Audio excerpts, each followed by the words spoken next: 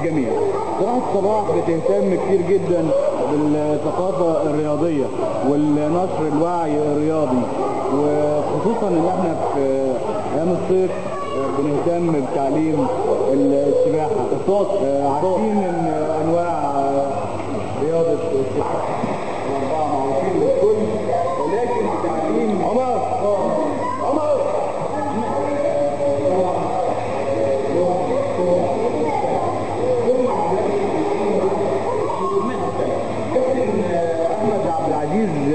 معانا مدرب سباحة قدير بيشرح لنا اسلوبه المتميز في تعليم الاطفال للسباحة. طبعا هو بيقول ان الاسلوب ده بيتيح للطفل انه يتعلم السباحة في خلال 3 ايام. 3 ايام يا كابتن؟ 3 ايام. ازاي تشرح لنا الاسلوب ده؟ ننزل في الميه ونشرحه. اتفضل. كابتن احمد عبد العزيز هيشرح لنا ازاي اسلوب تعليم الاطفال. اتفضل. الاول بنجيب الطفل وطبعا بنحاول نشيل منه عامل الخوف. بنشيل عامل الخوف بان انا بجيبه الاول واحط له صفحتين، واحده في اليمين وواحده في اليسار، وبسيبه لمده ساعه في الميه. بعد الساعه بحاول اعمل معاه تجارب ثانيه بان انا بشيل له الصفحات من ايديه من هنا واحطها له داخل المايو. داخل المايو برضه بترفعه شويه على اساس يبقى عنده حريه الحركه في ايده وفي رجليه.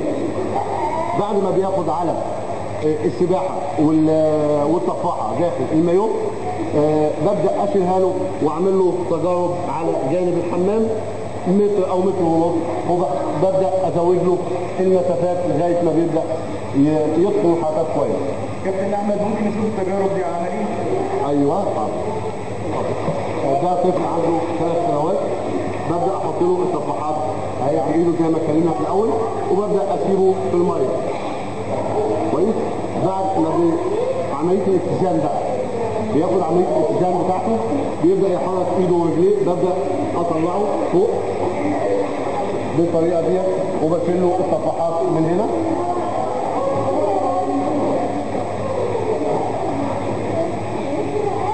وابدا احطها له في المايو بالطريقه ديت، وابدا انزله الميه. كان اخذ كده عمليه الاتزان ويبدا يسبح لوحده. يلا حبيبي.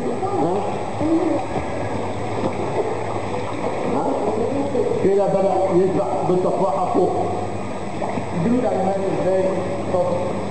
عايزك تخلي وشك فوق. خلاص يا فريق؟ يلا حبيبي. وشك فوق، ما تنزلش وشك في الميه. ما تنزلش وشك في الميه. لا، ما تنزلش وشك في الميه. لا، وشك ما تخلوش ينزل الميه. يلا خلي وشك فوق. معلش يمكن عشان استيعابه بسيط. تعالى يا عمر اطلع فوق.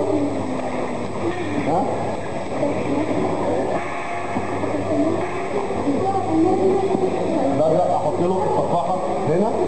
كابتن احمد بقالهم كام يوم الاطفال دول؟ يعني تقريبا زكريا ده بقاله 3 ايام. 3 ايام. عمر معايا من شهرين. يعني بيسبح كويس؟ لا بيسبح كويس.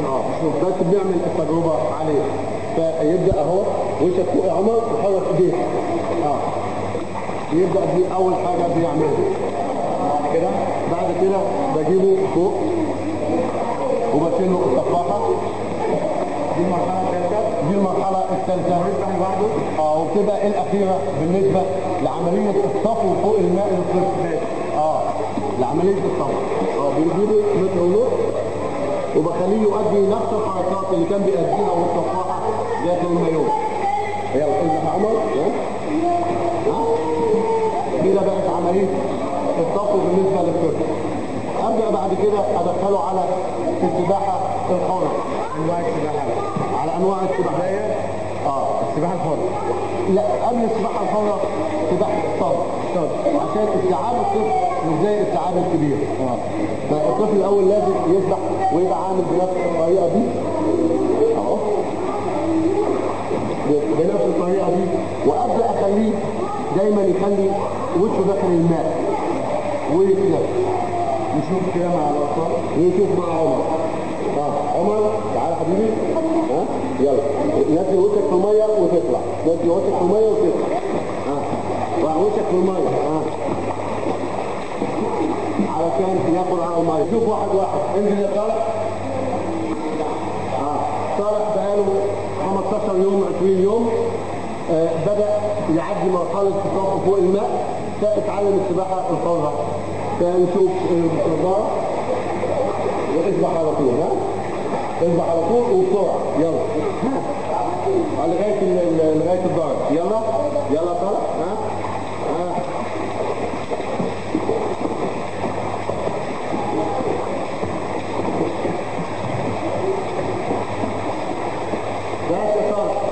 صالح هاني يلا.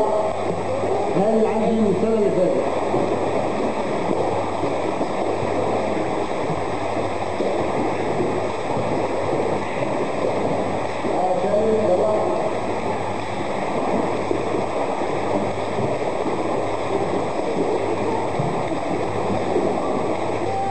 أعزائي المشاهدين، شفنا مع بعض الكابتن أحمد عبد العزيز في أسلوب تعليم الأطفال السباحة من بداية الطفل لغاية جميع أساليب السباحة، وهنشوف مع بعض إزاي الأطفال بعد ما تعلموا السباحة إزاي بيديهم تعليمات للجرأة لنزول الحمام.